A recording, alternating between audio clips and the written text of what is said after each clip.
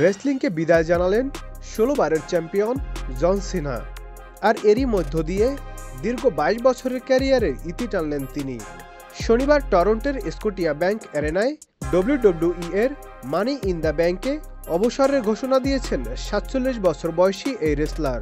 সবাইকে চমকে দিয়ে দর্শকদের উদ্দেশ্যে তিনি বলেন, ২ যুগের বেশি সময় ধরে আমি WWE তে রয়েছি এবং এটাই সময়। আমরা এখন যেখানে আছি সেখানে আসার যাত্রাটা আমি পুরো দেখেছি। WWE এখন শহরের অন্যতম জনপ্রিয়, কিন্তু আমি এখানে দেখেছি অনেক কঠিন দিক। যখন কেউ আমার নাম জানতো না, কেউ বন্ধু হতে চাইতো না, তখন আমার পাশে ছিল শুধু ভক্তরা। আমি এই সময়ে একটা জিনিস দেখেছি, শীত কিংবা গ্রীষ্ম হোক, সমর্থকরা সবসময় আমার পাশে থাকেন। তবে ক্যারিয়ারকে বিদায় জানালেও আগামী বছরের রয়্যাল রাম্বল, অ্যানিমেশন চেম্বার এবং রেসলম্যানিয়ায় শেষবারের মতো প্রতিদ্বন্দ্বিতা করবেন তিনি।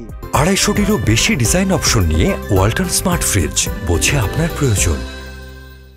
এবং সেটিই হবে তার চূড়ান্ত বিদায়ী ইভেন্ট।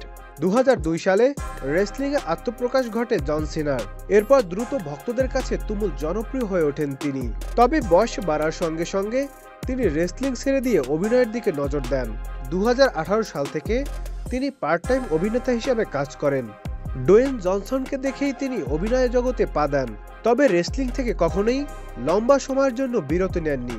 পেশাদার রেসলিং থেকে জন সিনার এই অপ্রত্যাশিত অবসরের ঘটনায় চমকে গিয়েছেন তার ভক্তরা।